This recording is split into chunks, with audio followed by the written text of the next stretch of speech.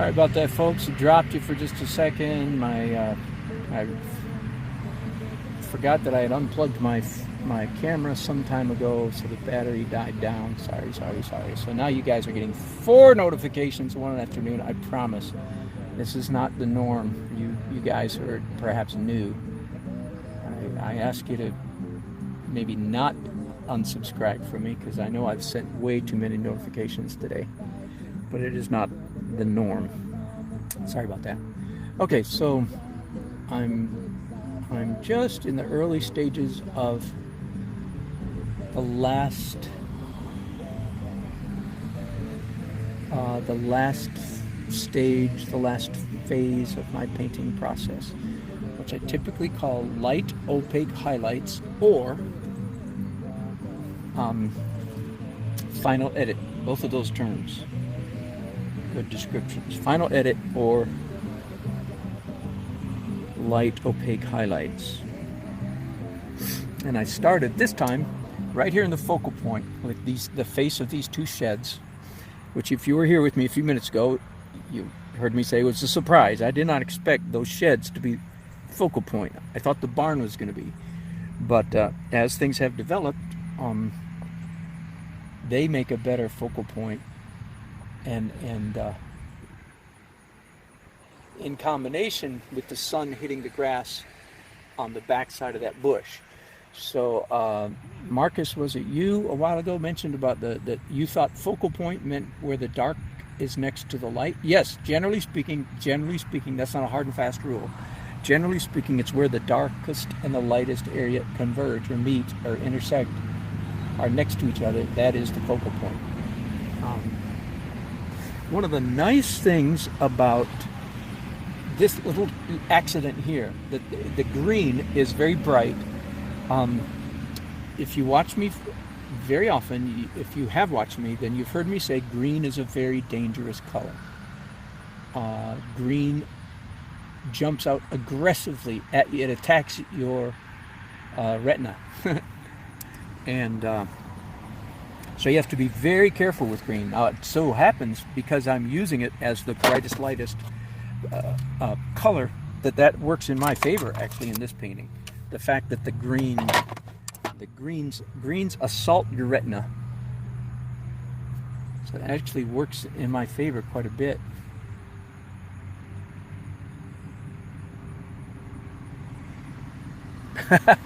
It's good, Toby. I like it. A small painting shows what you can do. Large painting shows what you can't do. Ooh, scary thought. Scary thought. So I'm just adding a little bit of fuzz to that green, because I didn't fuzz it earlier, so I'm fuzzing it now. So that makes sense. I'm turning the word fuzz into a verb. I'm fuzzing it now. Okay. Now that gives me the opportunity to give you two very important principles. I'll start with this one. Anytime that you use a dry brush to scumble a part of your painting, that's what I just did a moment ago when I was making the fuzz with my fan brush. I was scumbling, right? Dry brush, brushing. That's a really great way to achieve the exact color and value that you want. And in this case, I was using it to create the glow. So got that? Scumbling, good for achieving the exact color and value, light dark, that you want. But, big but coming up here. But we, human beings, we do not particularly like, in my opinion, I don't think this, and I know it's my opinion, but I think it's pretty universal. We do not like that scumble look. It's not a pleasant final texture on a painting, and that's really strange, because a lot of beginners really do tons of scumbling to blend, in order to blend, but it's not a texture that we find pleasant, most of us.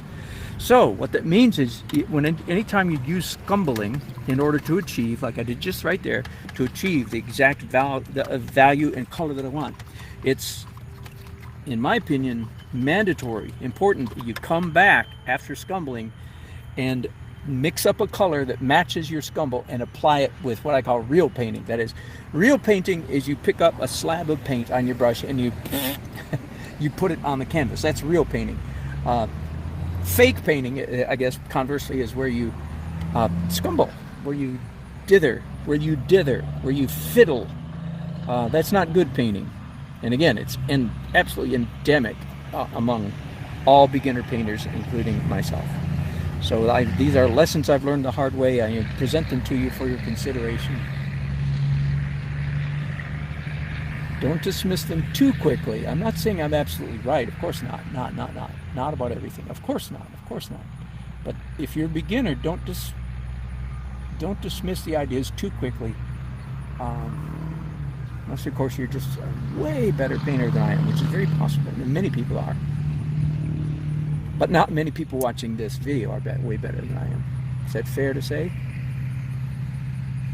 I'm not being arrogant. I'm just being realistic. As real good painters, I'm not holding my breath for Richard Schmidt to follow my video. Probably not going to happen. Breaking my heart here. Richard, where are you, man? Okay, I'm trying to mix up kind of a dull, warm gray here. This door here can use some... Okay, I was telling you there were two principles that were coming up. One is, after scumbling, come back and slap some paint down on top of your scumble that matches the color you achieved by scumbling. So achieve that color using a trick called scumbling. Achieve the color you want. The color is perfect, but the texture is not. So very often you want to come back subsequent to the scumbling and apply some real paint. So you mix up on your palette, you try to match the color that you want, and then slap it down. Okay, the other principle that is going to be much in play is every time when I finally get to the opaque phase of the painting process. Now let me be clear that if you or any of your loved ones, if you are a traditional oil painter, I say that traditional in the last century, not in the last millennium, but if you're a traditional oil painter, then your entire painting process is opaque. Okay, so then this applies to you the whole time. But for somebody painting like myself, I'm only traditional in the final edit, in the light opaque highlights, the very last phase is I'm painting opaque. Then here's the rule. Here's a very helpful rule. And it is this. We human beings get a kick out of seeing slightly lighter paint on top of slightly darker paint. Okay? When it comes to the opaque stage, the opaque phase of the painting process, we human beings, we get a kick out of seeing a slightly, and the word slight is important, we get a kick out of seeing a slightly lighter, using pencil again, I know that's very unusual for me to do that. We get a kick out of seeing a slightly lighter color on top of slightly darker. So I did it in the green here. I did one-tone green, then I blended with a fan brush, and I came back into the lighter tone of green. Very, very, very typical. I have now on my brushes a dull, nondescript gray, and I create grays often, and it's always some brown and some blue mixed together with white creates gray. If you want it warmer, you add more brown. If you want it cooler, you add more blue.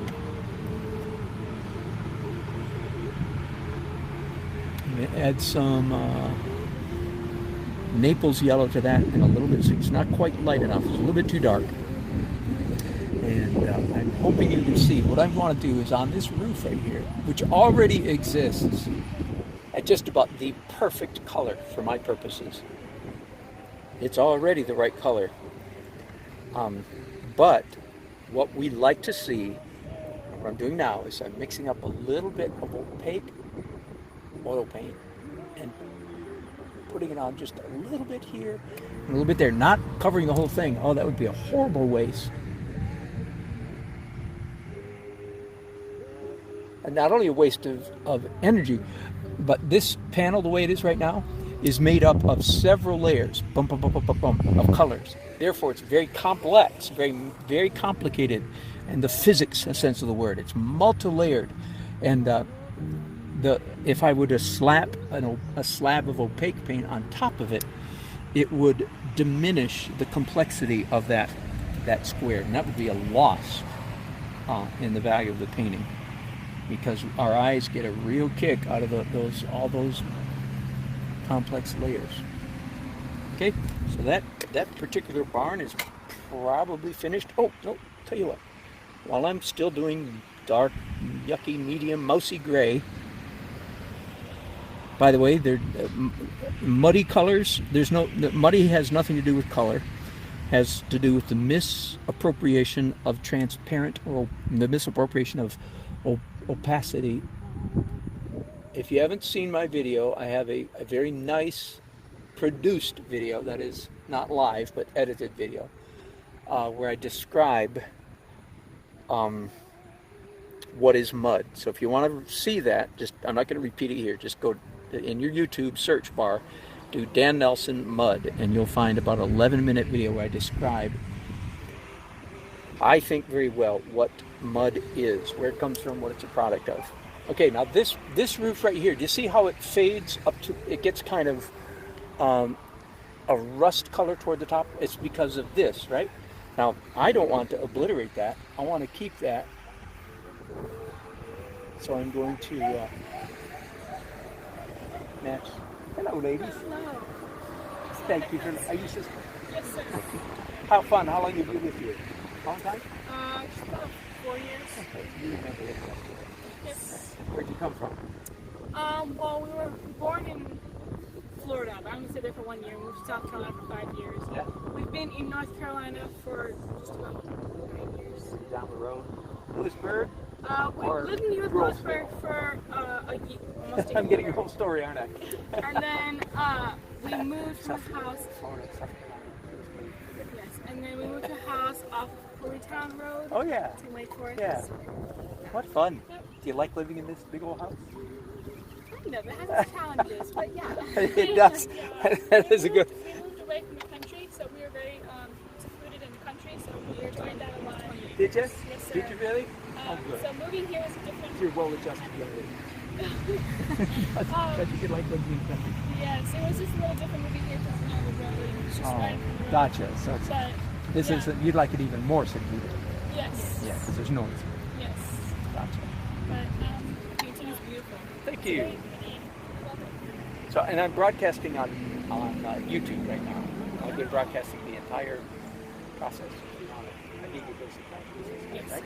Do What is your name? I'm Juliana. Hi, It's Juliana. nice to meet you. Are there any more of you? My brother's inside, and then my oldest sister and my mom are in Florida right now. Okay, so there's four Yes, kids. sir. How, Yep. how great.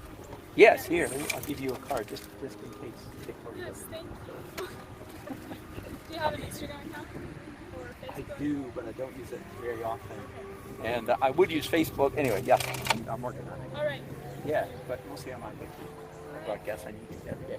So you can watch me to see if you find it interesting for how I painted your house.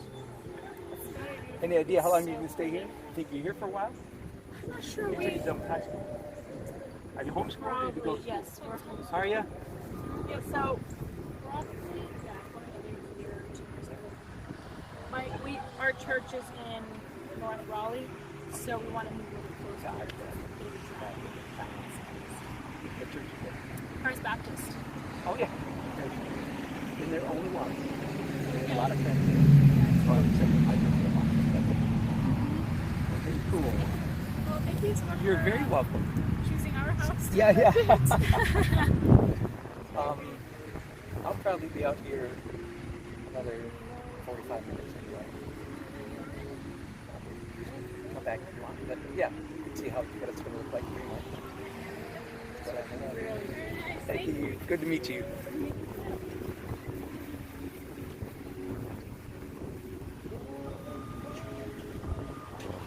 Okay, I am going to, by the way, there's something about this angle that is bothering me. I'm having more problems with this barn roof than I would like to admit. You know, I want to say, wait a minute, I'm better than that. I should be having those kind of problems, but clearly I am. Well, good. Here comes the brother. Hello. I'm very good. Thanks for coming out. Have you guys all been here all afternoon? I have. I've had stuff that I've been doing, but What's your name? my name is Joaquin. Hi, Joaquin. Pleasure meeting you, sir. Good to meet you. Pleasure. Wow. Yeah, what fun. So I just had a nice little visit with your sisters. Oh. Yeah, so this is what I do. I'm a full-time artist. No way. Yeah, this is my job. Can you believe it? Wow. I guess you really it's my do job. what you love when they No, I say do what you indeed. love. I'm a very blessed man in that regard. Absolutely. Wow. That is amazing. And I'm broadcasting on YouTube. No way. So don't say anything if you're under the FBI witness protection program. That is not Joaquin that just walked up. There's somebody else, I promise. You live in the area? Yeah, I live in North Raleigh. Actually, just the very corner of Raleigh. Like, well, you take 401 into town, right? Oh, yes. Mitchell Mill is? Absolutely. Yeah, right at that. We live in the subdivision right there at Mitchell Mill. Okay. Wow. Yep. Very cool. Very, very cool. So I just headed out on 401 looking for grit. For inspiration. Looking for true grit. I was looking for something that looks like people work. Absolutely. Well, and you got a tobacco farm. What do they do? Is it all tobacco? It's a tobacco farm, yeah. The largest tobacco farm in the area, actually. Is it really? It is, yeah. Wow. There used to be a lot of those, right? But now they're kind of rare compared to what they used to be. Cool. Yeah, well, thank you. So that's really cool. You just drive around looking for stuff. Yeah, isn't that crazy? Yeah. I don't get to do it as often as I would like it because I have too many other things going on still as an artist. But I see. yeah, this is my favorite. This is when I can just go out. I paint cities actually more than anything, but I like architecture. Yeah. Sort of, what appealed to me is. Yeah, you've got a lot of architectural elements and a lot of different things going on. Yep, That's exactly. really amazing. Thank you. Well, you're welcome to stop by Oh, anytime. thank you. Farm, Thank you, make Joaquin. as many paintings as you like. Appreciate it. Good to meet you. There's some good kids. Oh my goodness. What fun. What fun. See, there's something about it. When you get out and paint, get out and hang out where real people work real hard, you find, I think, you tend to find really good people. Okay, let's get back to painting. So again, I'm at the moment, trying to fix this roof again. How are we doing, everybody? I'm doing okay. So probably the next thing I should do. Oh, and it is raining. How about that? That is funny. Not real funny, but it's clear right above me. But it is raining nonetheless.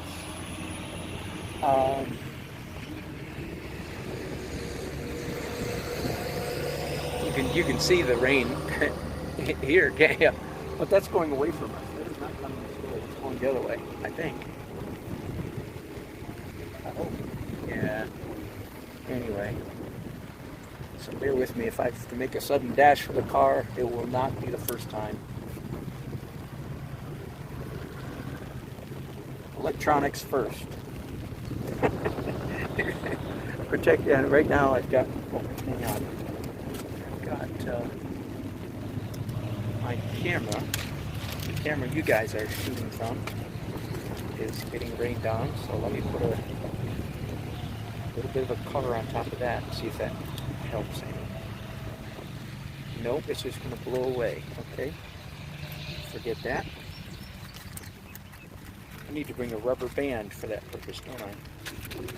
Unfortunately, the light rain is so light. I think it's okay for the moment. How about a Kleenex? Will that stay? Hang on. At least I'm going to tie a Kleenex around the wire, the plug her in her cable. Try to keep water from capillarying into. Okay, I think now it's time for me to tackle this sky, distant sky down here, which is going to be some blue, phthalo blue, and some Naples yellow, which of course blue and yellow makes green, so technically it is a green color, but I'm going to add an awful lot of white to it, so then it just comes out looking honestly, just looks like a pale gray, which is probably the right color. Now, I'm mixing down here, you can see I'm looking down at my palette. Now, let's see if that's the right color.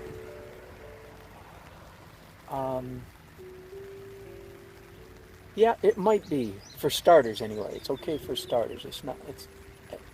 I have to do my trick of putting down this color and then coming back with a slightly lighter on top of it.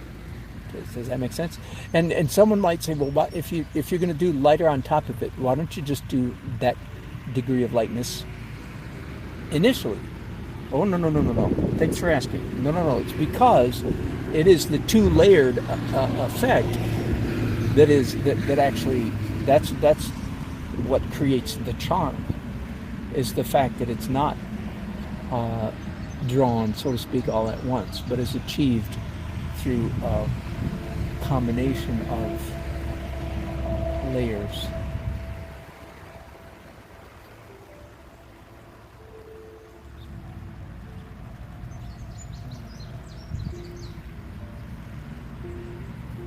Okay, almost a perfect gray on my brushes right now. A little bit of slightly toward the warm end of the spectrum. I mean, slightly brownish gray.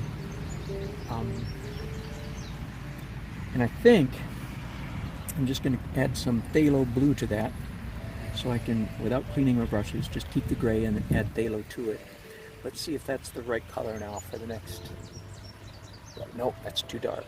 Let's add some white to that. Let's try this. Yeah, there we go. Hey, that gives me the opportunity to teach yet another trick. Oh my goodness. I'm so full of tricks. Here's one, and again, I wish someone had explained this to me 15 years ago. So that's by the way, that's why I'm explaining all this stuff to you guys. You know, I had to crawl, 10 miles on my knees through broken glass to learn some of this stuff. And I wish somebody had taught me decades ago. I promise I would have learned it, but I didn't have that kind of teacher, so I want to be the kind of teacher that gives you, for free, the kind of stuff that I had to learn the hard way. So here it is. There is a universal rule in painting. Very simple. It goes darks first, lights last.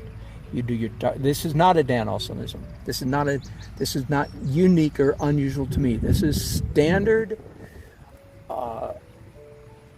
good painter art school stuff. Darks first, lights last. Okay. That simple principle has many varied applications. One of the simple applications is anytime you're putting down a color of paint, you put down one color, then, as I said just a little while ago, you follow it up by doing a slightly lighter color, okay? That's one. Now, how does one do skies then? Because everybody knows sky is dark at the top, light at the bottom. You with me? Everybody knows that, okay? If you don't know it, pretend. Just nod and pretend you did, okay? Everybody knows you do dark sky at the top and light at the bottom. But, big but coming up. When it comes to process, like how to paint the sky, like this is a classic example. It's way easier to start at the bottom of the sky and work your way up. Uh-oh. That means you're violating the rule, darks first, lights last. If you do lights first, darks. In other words, you see this? I don't know, I'm asking you to kind of take my word for it, but really take your eye, use your eyes like a childlike, innocent, not grumpy adult, not analytical, but just pure, visceral, whatever. This blue right here is slightly darker than this gray. And you saw I did this blue on top of this gray. We do not like how that looks. That is not a pleasant feel. The fact that this blue is on top of this gray, even though I mixed it up a little bit, it's still, you can kind of tell what was put first and what was put second. And that creates an unpleasant tension. Are you with me?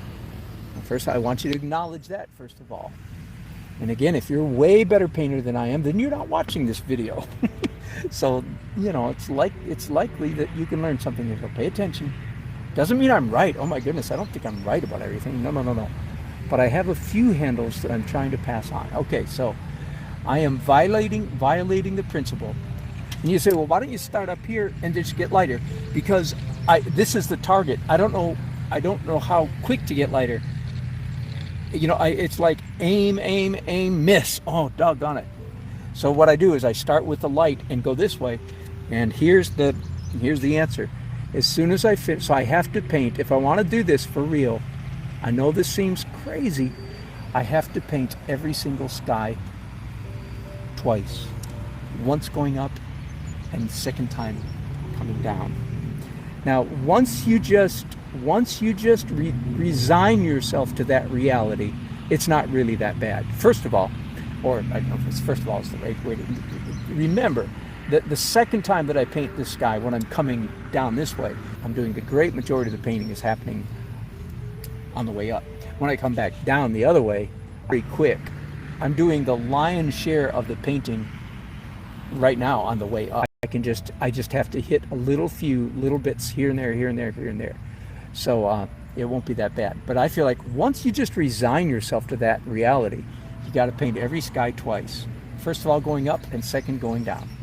Now, I know that other very good artists and better than me have resolved this tension in different ways. And I don't know how they do it, but here's what I do know, that many people actually haven't resolved it, because I see this all the time in skies.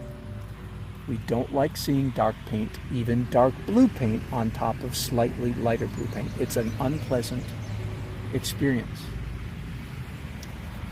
So what I'm really saying is, I know that there are good painters who have resolved this issue, but there are way more painters who haven't resolved it.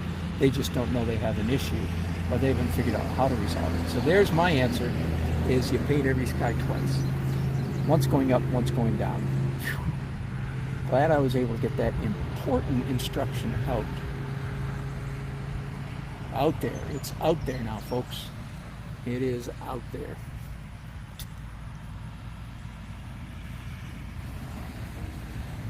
By the way, if there's anybody, especially, and there's only a handful of people watching right now, but typically most of my videos get somewhere around 500 views, which is pitifully small. Believe me, don't misunderstand me. That is like embarrassingly small number, but be that as it may, I'm going to continue doing what I think I'm supposed to do on this planet, which one of the things is, besides painting, which is broadcasting painting. I am thinking, so I invite your feedback here, invite your input. I am thinking very seriously about two things. I've mentioned this very little, but give me your feedback, especially if you're one of my regulars. I want to start doing a thing where I, in a small group context, that is, I'll invite other live people to be with me. We will do a painter's forum. That is, we will critique the art, the painters. We'll critique paintings that are sent to me over the internet. I'll take it, I'll tweak it in Photoshop as much as I can to try to achieve what I think your painting actually looks like when I take all the glare and everything else out, and then I'll print it out on canvas, and we're going to talk about your painting, and then I'm going to make changes on the spot, if I have any, which most of the time I will. I'm going to make slight changes to your painting to show you what I would suggest doing to make your painting better, okay? That's one thing. Now, the other thing, I'd love your feedback about that. It's going to be called Online Painters Forum. I already own onlinepaintersforum.com, so that's where that would be. And it would be a premium, that is, you would pay to participate in this program. The other thing, and I was thinking I would do both at the same time, but I've had some people counsel saying, no, it's too much, do them separate. So, okay, the other thing that I would like to do, and again, this would be for pay, for money, is the other thing I would like to do is Hang on a second. I'm thinking. The other thing I would like to do is teach thematically, subject-wise, and advertise ahead of time, saying, okay, so like I just did one key principle about painting skies, right? So I would like to say, okay, like maybe, and I might do this like every Thursday. Every Thursday, I'm going to do as many broadcasts as I can. I'm going to teach on this Thursday, for instance. This is just not real. It's not authentic. This is just, for instance, I'm going to teach on skies and trees. And if you want to be a part of the live class, and you pay a certain amount for that, otherwise you can buy it from me later. Okay, so these would not be universally broadcast. They would be thematically organized. So eventually, I would have hundreds and hundreds of Dan Nelson teaches how to paint horses. Dan Nelson teaches how to paint grass, how to paint mountains, how to paint trees, how to paint waves, how to paint the ocean, how to paint rivers, how to paint roads, how to paint houses. Okay, hundreds of topics. And again, those would be available for sale. Of course, I do the same thing here. Like you just heard me give the information away free, but it's pretty hard to access because I'm not gonna go in and change the title of this broadcast, How to Paint Skies. Does that make sense? So if you watch me, you'll catch everything for free. But if you say, I wonder if Dan Nelson's ever taught on painting how to paint chrome, like on a car bumper, old-fashioned car, classic car bumper, how to paint chrome. Well, then you would simply go to YouTube and type in Dan Nelson, how to paint chrome, and you would find out instantly if I have taught on that or not. And you can pay your $7.95 or whatever it is to watch it. Okay. I welcome your input. What do you think? That's a good idea. Two ideas I just gave you. One is the online painters forum, where we critique each other's work. Small group. I have a small group live, and then the rest of you for a fee, $24.95 or something, $19.95. You send in your painting, we print it, and I paint on it. I have done that a little bit. It worked very well. I just haven't had the energy to pursue it. Okay. So I have now painted all the way up on this canvas, on this sky, I mean. Now I'm going to turn around and paint down. That make sense? The first thing I'm going to do is paint some blue sky up here. You might have thought it was blue already, but I'm thinking, nah, that's a cloud. That's cloudy stuff. And here's where I have to resist the temptation to start rendering clouds.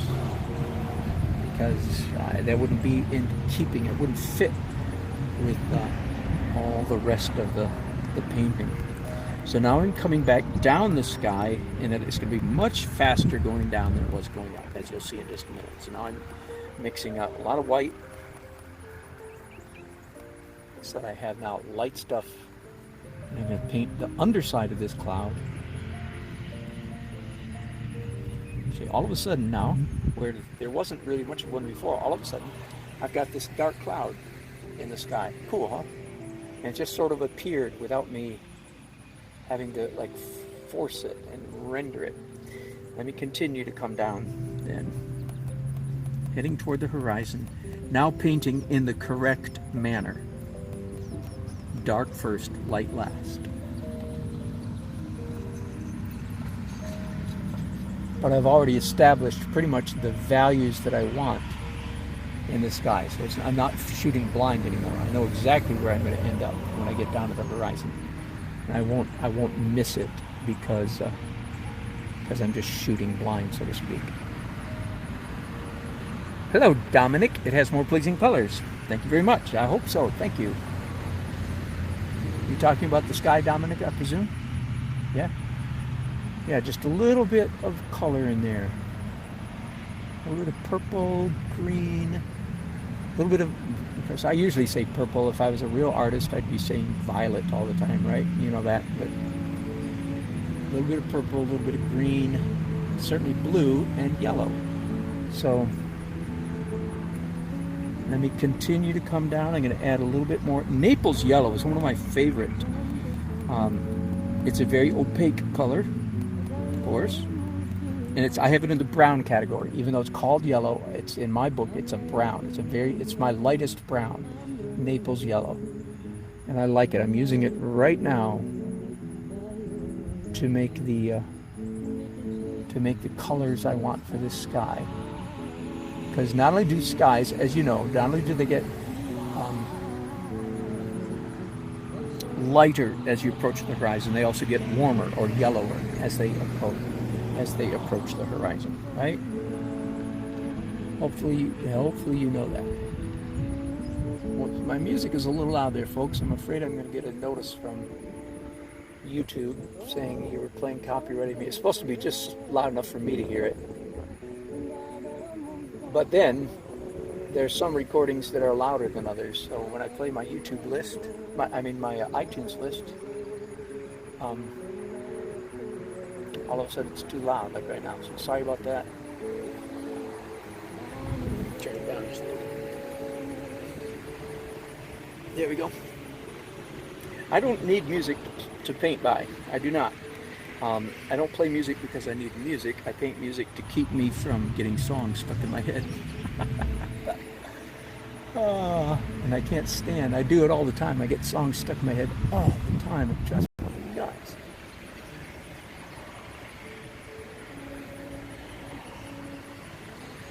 Okay, so you see me here again, exercising this universal principle that says we like seeing light paint on top of dark paint. We do not like seeing the other way around. We do like seeing light paint on top of dark. So by painting the sky from the top down, I'm fulfilling that rule. But I didn't do that the first time with the sky because I'd be shooting blind, just hoping that I would end up with the right value when I got down close to the horizon. The way it is right now, I'm not hoping. I'm matching. It's easy, because it's already so close to the right color. Somehow in the course of all my painting, this telephone pole got crooked. There, just straightened it out, I believe.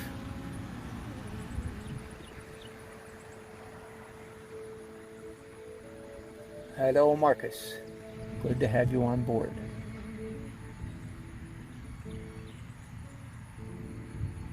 Okay, I think I can actually go one tick lighter. So another swab of titanium white mixed with what I've already got on the brushes.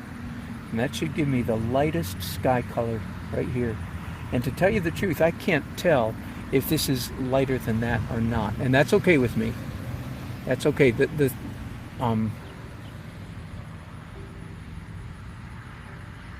This is sky, even though it's the lightest part of the sky, it's very close to the horizon, so it's not pure white. It's not anything like the sun hitting. In fact, I'm going to come up here and do a little bit of this color way up there.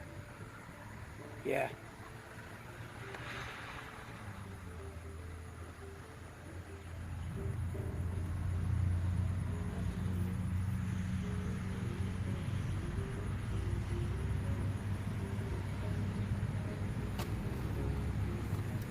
It's too much. Hang on just a second. Sorry, I got brave.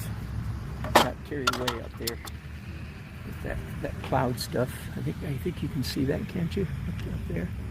And I think it'll be okay if I just smudge it out a little bit. There we go. Yeah, I think that's all right. Likewise, some of my tree holes they've turned into tree dots. Or sky holes. Somebody called them, was it Toby? Somebody called them sky dots. Great description of a horrible thing. They don't look like they don't look like a tree anymore. They just look like dots. Okay, let me finish. I'm almost done down here, and then I can move on to something more fun.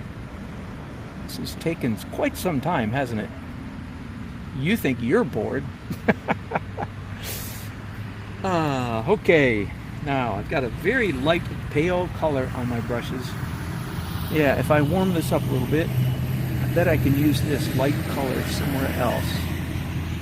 A little oxide red and a little yellow ochre.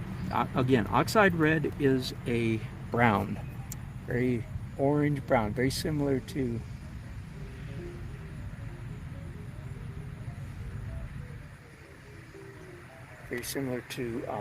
burnt sienna.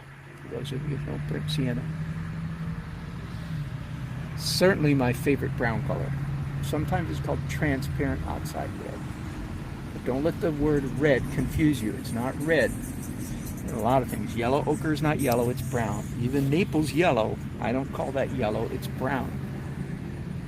Cad yellow or cad yellow imitation, that's yellow. French yellow, Indian yellow, that's yellow. Yellow ochre is brown. Indian red is not red, it's brown. There's some other things like that, aren't there? There's several greens that could almost be put in the brown category.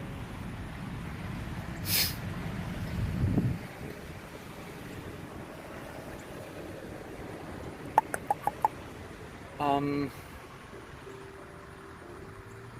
debating where to go next.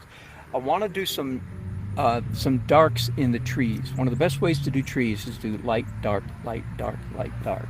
The last thing I did was light, and I want to do dark. But no, let's nail down this huge wall of this barn before I go any further. Let's get this settled. Let's get this.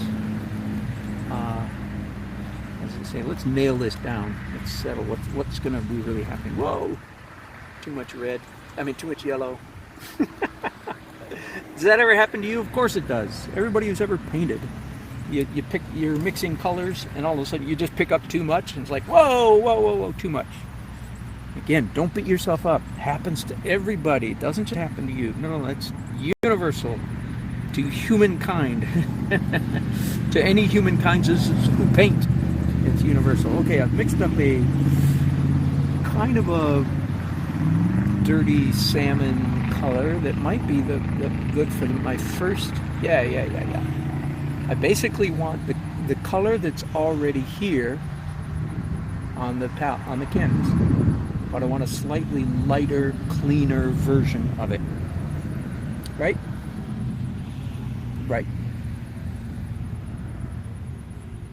But I don't have to tell you, do I? What don't I have to tell you? Well, if I don't tell you, then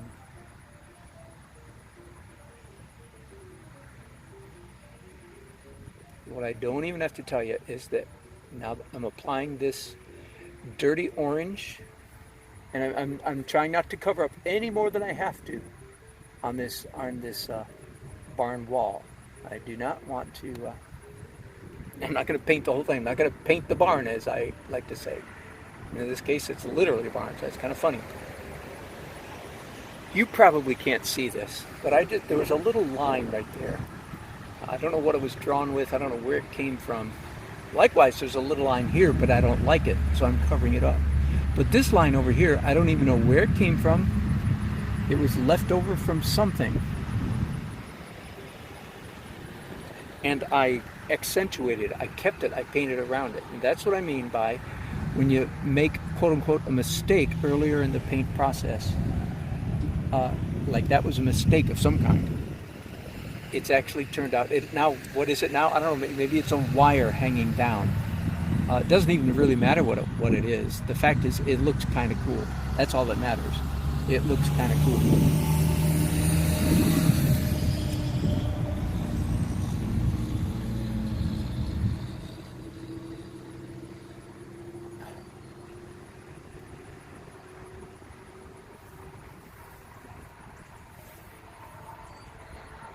So, okay, the thing that I don't have to tell you is, after applying this muddy orange, yes, you can be sure I'm going to come back now with a slightly lighter version of that color, and do some on top of what I just did.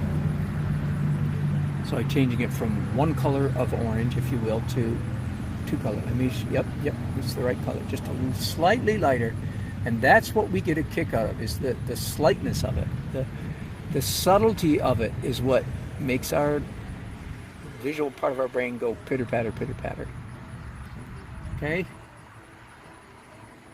Here's a line I don't like. So how much do you cover up? I don't know. A little bit. Do you cover all? No, you don't cover everything up that you just did a minute ago. No. Just a little bit, here and there, here and there. We like to see the two layers playing with each other. That's a good way to put it. I've never said that before. We like to see the two layers playing with each other. Yeah. Keep talking long enough, sometimes you'll say something clever.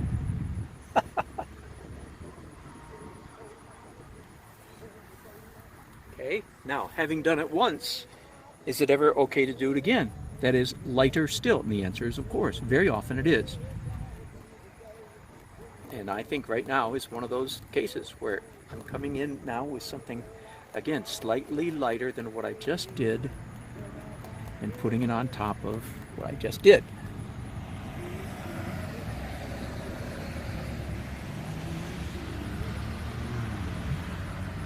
And you'll notice probably that I'm tending to do the light stuff toward the upper part of this wall, so that the wall in a sense fades to dark. That is correct. You are correct in that observation. One of the one of the breakable laws of painting is that whenever possible, we'd rather see a graduation than a flat. In other words, if there's a wall, we could paint the whole thing one color. When I look over there at that red barn to my left, it is essentially the same shade of red from top to bottom. But I know better than to paint it that way. So I am painting it from a lighter to darker. Very slight, very subtle. I'm not knocking somebody over the head. Just real subtle. Some people won't even notice that that's happening, and that's fine with me. Fine with me. Now I think this one roof, let's pretend it's like a tin roof, and it would be reflecting back a little bit of that orange sunlight. Yep, good enough. Yep, that worked, I think.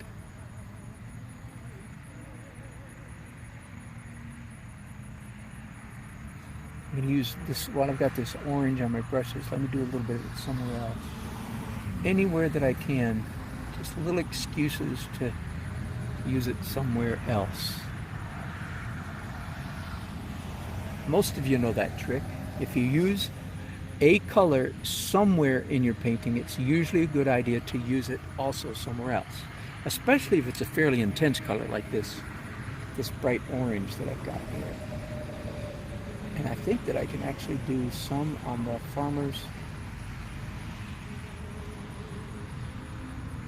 face, a little bit too bright, and smudge it out just a bit, and hands. There you go. I'll do more on him, of course, later. Ooh, I know. I just remembered a late coming invention on this scene was a fence post way back here in the background.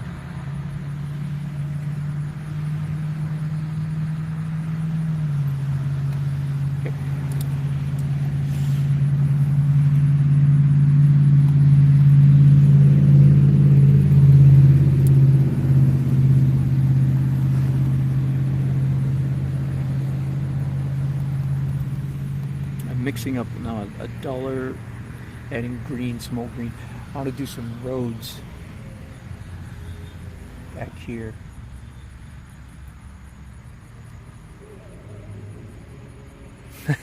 Hi, Dominic. Greetings to the cat. That's okay, but now I need to come back and do a lighter version of what I just did there.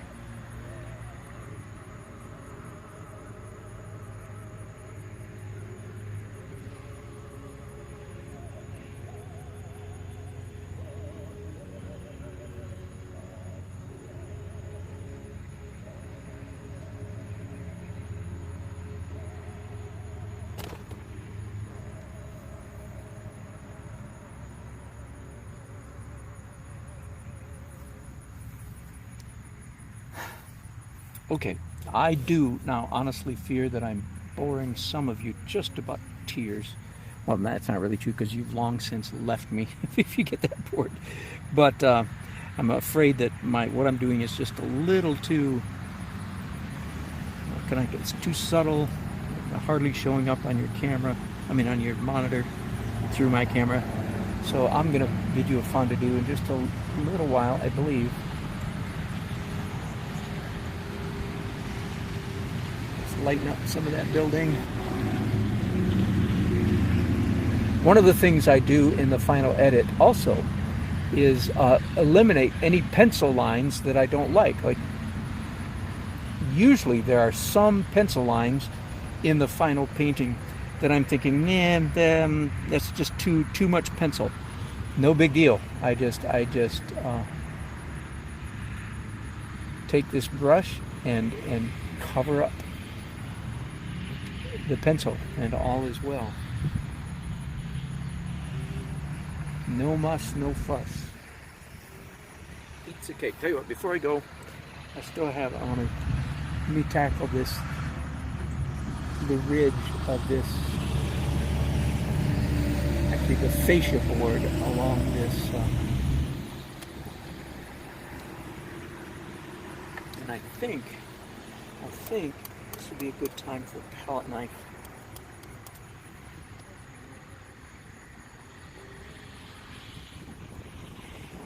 Okay, what is a palette knife good for? For rendering hard edges, very hard edges, with minimal effort. So it looks like it took minimal effort. That's why it's legal, so to speak. That's why you can use a palette knife and do really skinny lines, because they look like they were done with sprezzatura. There's that word again. They look like they were done in a carefree manner, because in fact they were. Does that make sense? Okay, every once in a while though, I get a hard edge like that, a light spot that just begs to be, to have literal glow put on it. So I did a little bit of that right there. Sometimes there, I use my finger even. I am very, very close to finished with this painting, but I've been here several hours, and my feet are beginning to complain just a little bit. And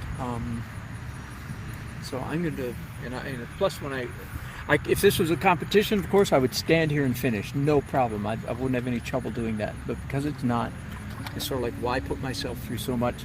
Let me show you a fun little detail. I'm going to bring you in as close as I can so you can see it as much as possible.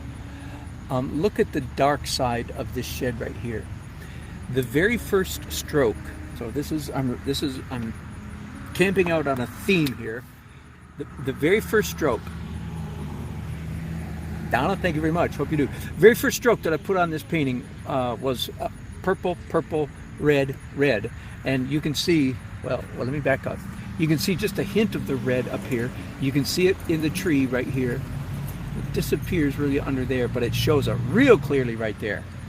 Now, I am so tickled that this is here, because in the final edit, of course, I'm going to carve that. I'm going to push it back.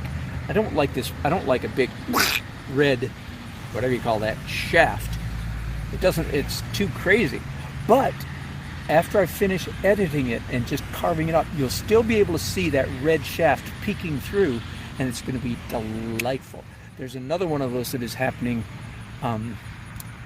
right up here in the roof of the house. There's a red line right here, which likewise, in this final edit, I'm going to carve it up, but you'll still be able to see it. You can see that same, a little bit here and a little bit here.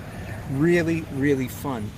And that's part of the reason why I enjoy this crazy technique of, before I start painting anything, I put down crazy shapes that are in fact the opposite of what it's going to be. And sometimes they don't show up very much. This is going to be wonderful right there. And then just a little bit of the same thing right here, that again, I get to play with, I get to push back. And if I got really mad at it, which I won't, I could obliterate all that, but that would be stupid.